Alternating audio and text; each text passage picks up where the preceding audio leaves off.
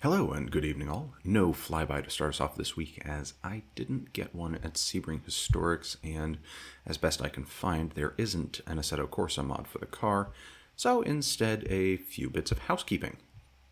Upload schedule for the next couple weeks may be a bit erratic as I am out of the country for the holidays, so my apologies there, but my minimum commitment to you is for at least consistent 5-minute guide Fridays, and I am back to working on the WEC year in review, for better or for worse as my sanity goes, so hopefully that will be coming sometime in the new year, and then we'll be back to doing more fun vintage race reports, which is what I think I actually enjoy the most, even if it is time-consuming. Anyway, this week we are taking a look at another of Dr. Don Paynos's creations, the Elan DP02, which reportedly started life as the Formula X concept, or Elan Van Diemen FR02, intended to run in a stillborn new open-wheel series, possibly of the same name, and later showed up in some form in the SCCA as an open-wheeler. Reports are somewhat fuzzy on the details, but anyway, this open-wheel heritage is evident in some of the elements of the design, most visually in the unusual front clip, and served the car well from an engineering perspective. Though Formula X apparently folded after a mere one race, it was converted to run as a sports prototype, so non-open wheel, in SCCA and in IMSA Prototype Lights, the latter part of the latter series, that's LATT followed by LADD, to the main IMSA competition series. Paynos's manufacturing interests have grown somewhat from just Paynos Auto Development, which we discussed in the Esperant GTR1 video, to include a variety of expansions and acquisitions under the general aegis of Elan Motorsport Technologies. The DP02, along with its sister cars, the 04 and 06, were all born out of the purchase of Van Diemen in 1999 or 2002. Again, reports are a bit fuzzy. At the time, Van Diemen was the main producer of open-wheel chassis for Formula Ford, and continued this under Paynos ownership while also branching out with the FR02 and several other vehicles. The FR02, or the sports prototype version, which is the DP02, came about at the intersection of Van Diemen's open-wheel expertise and Paynos's experience in sports cars.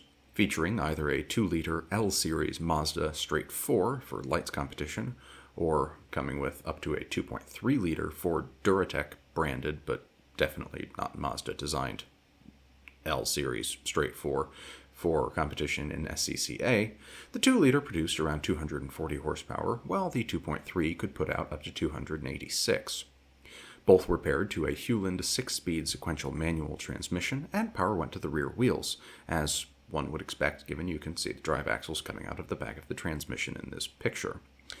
Of course, the chassis was a carbon fiber monocoque, as again we can see in the picture, the engine was in the middle, with a 19-gallon integrated fuel cell that belies some of the single-seater origins of the vehicle, and there were Formula 3 level anti-intrusion panels integrated into the chassis for enhanced driver safety. Bodywork was all fiberglass panels, and cooling came from 2 aluminum side-mounted radiators. Steering was a standard rack and pinion setup direct from the Van Diemen parts bin, and suspension was similarly conventional. Independent double wishbones with push rods, anti-roll bars. At this point, you know the story. Let's see what else. Oz wheels with wider rears than fronts. I think 13-inch wide rears and 9-inch wide fronts. 4-pot ventilated steel disc brakes, front and rear aero, as well as a ground effect tunnel through the car that gave it much more grip than one might expect from such a vehicle, and all told, a neat little package that weighed in at around 1,275 pounds or 533 kgs, depending on which engine one chose. And with the lights engine, it was good for 170 miles an hour or 274 kph. New, it retailed in 2014 dollars for around 143,000 US.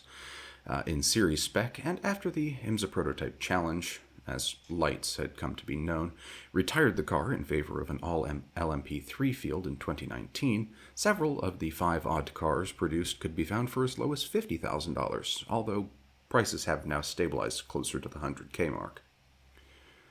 During its competition era in IMSA, which ran for a rather impressive 12 years from 2006 to 2018, we saw a number of now familiar names either make their IMSA debuts or at least build their IMSA resumes in the Lights 1 category in which the DP02s competed, including, but not limited to, Frankie Montecalvo, Jerry Kraut, Tristan Nunez, who was the 2012 season champion, and Misha Goikberg, who was the 2014 season champion, with occasional appearances from stock car drivers as well, such as Chris Wright.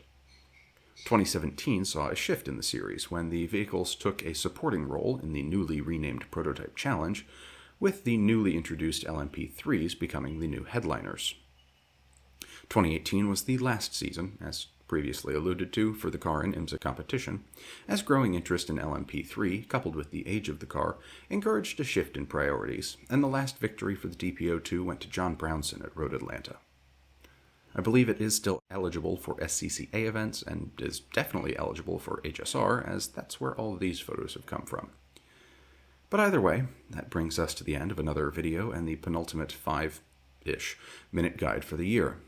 For this week's call to action, not featuring the 3 sacred words of YouTube, like, comment, subscribe, I will rehash a reminder from last month and remind anyone who's listening that given today, if you're listening on the day of publication, is December 22nd, it's time to take any frozen turkeys you have out to start defrosting for Christmas dinner, if indeed you are a turkey-eating household, or to dry rub your prime ribs, or...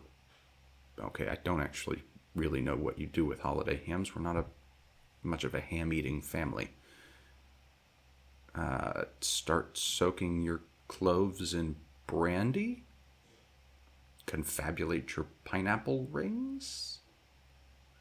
Actually, the cloves and brandy idea does sound rather good, doesn't it? Anyway, be that as it may, a happy and safe Christmas to those who celebrate, a joyous Festivus for the rest of us, and as always, thank you for your time this evening, or whenever and wherever you are watching. I wish you all a good night and a good tomorrow.